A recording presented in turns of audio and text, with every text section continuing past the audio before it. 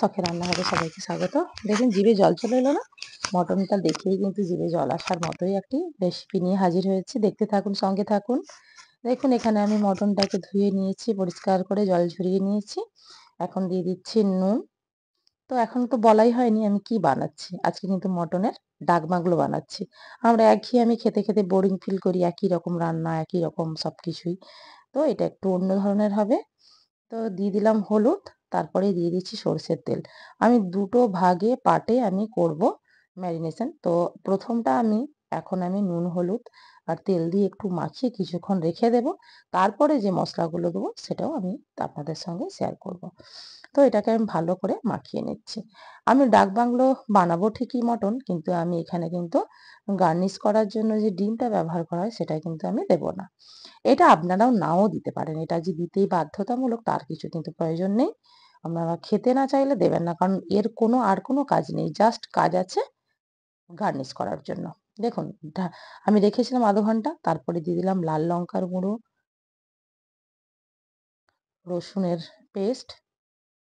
আমি এটা ২.৫ কেজি মাংসের জন্য সেভাবে দিচ্ছি। আপনারা কম বেশি করবেন যখন, তখন কম বেশি কিন্তু মশলাটার পরিমাণটাকেও কমানো, বাড়ানো, বাড়িয়ে নেবেন, কমিয়ে নেবেন। তারপরে দিয়ে দিচ্ছি আদা।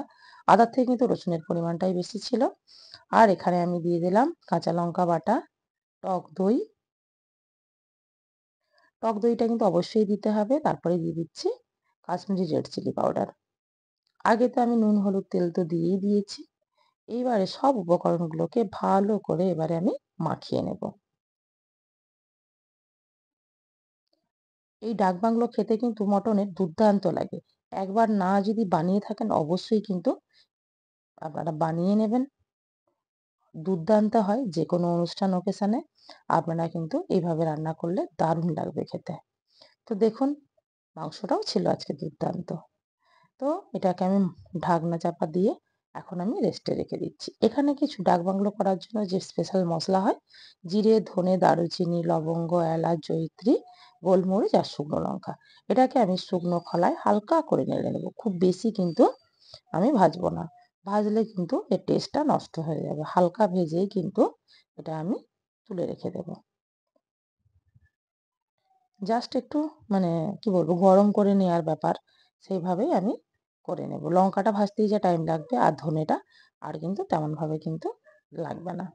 তো দেখুন সামান্য পরিমাণ একটু নুনও দিয়ে দিলাম, যাতে টেস্টটা ভালো হয় এবং গুঁড়ো করাটাও ভালো হবে। তো ভাজা আমার কমপ্লিট।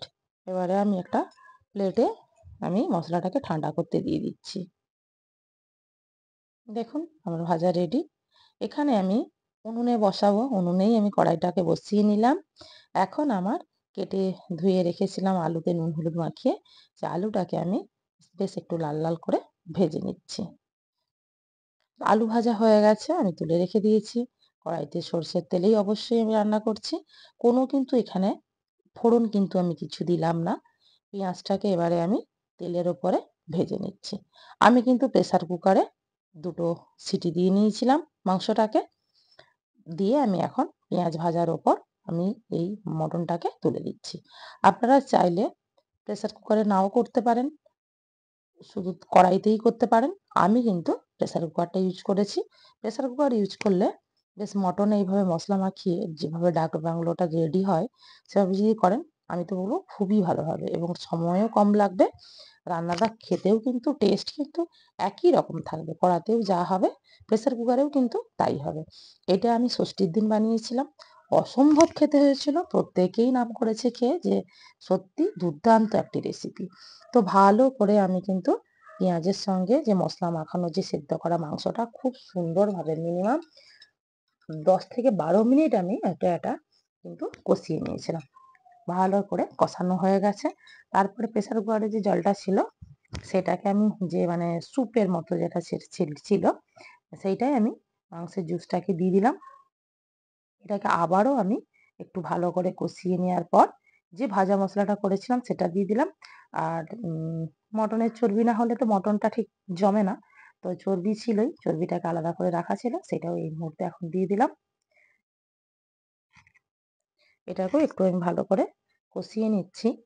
এই ডাক বাংলো মানে দুর্দান্ত টেস্ট হয়।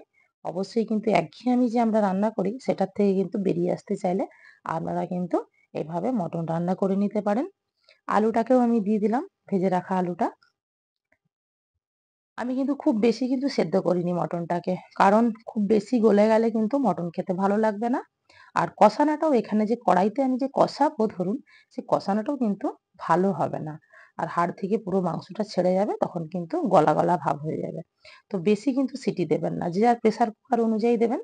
এটা কিন্তু আমি ২ টো সিটি দিয়েছি। দেখুন আবারও ভালো করে কি সুন্দরভাবে তেল ছেড়ে দিয়েছে। মসলাটাকে কষালাম কিন্তু আবারও। ১ম এ একবার কষিয়েছিলাম, তারপরে আবারও আমি কষালাম। আমি উনুনে রান্না করছি, আমি আগেই বলেছি। দেখুন কষানোটা কিন্তু একেবারেই সুন্দরভাবে হয়ে গেছে। দেখিয়ে বোঝা যাচ্ছে। আমি কিন্তু এটা মিনিমাম ০.৫ ঘন্টার ওপরে কিন্তু এটাকে আমি রান্না করলাম। মানে যখন থেকে পেঁয়াজের পরে দিয়েছি, বেশি যে কম না। তো দেখুন একেবারে কিন্তু কষানো কিন্তু পারফেক্ট দেখেই মনে হচ্ছে দুর্দান্ত হয়েছে। এখনই মনে হচ্ছে। তো দেখুন তেল ছেড়ে দিয়েছে। কত সুন্দর লাগছে মাংসটা। তো এখন আমি দিয়ে দেব গরম জল। অবশ্যই কিন্তু আপনারাও চাইবেন গরম জল ব্যবহার করতে। গরম জলটা দিলে টেস্ট খুব ভালো হয়। মানে কোনো স্বাদের পরিবর্তন হয় না। তো দিয়ে দিলাম এখন গরম জল। এবারে ঝোল ফোটার অপেক্ষা। আমার ভিডিও এতক্ষণ দেখার জন্য অনেক, অনেক ধন্যবাদ। আপনাদের ভালো লাগলে অবশ্যই লাইক, কমেন্ট, শেয়ার করবেন। পাশে থাকবেন। নতুন বন্ধু হয়ে থাকলে চ্যানেলটিকে সাবস্ক্রাইব করবেন। আর লাইক, কমেন্ট, শেয়ার তো করবেনই। আর আমার ফেসবুকের বন্ধু হয়ে থাকলে অবশ্যই কিন্তু আমার চ্যানেলটিকে ফলো করবেন। আমি একটু সার্ভ করেও দেখিয়ে দিচ্ছি। দারুণ টেস্টি হয়েছিল। অবশ্যই কিন্তু বানিয়ে খাবেন। আর বানালে কমেন্ট করতে কিন্তু ভুলবেন না। যেন আমি কেমন রেসিপিটা শেয়ার করেছি আর আপনারা কিভাবে বানিয়েছেন। আর কতটা খেতে ভালো লাগলো অবশ্যই কিন্তু আমাকে কমেন্ট করে জানাবেন।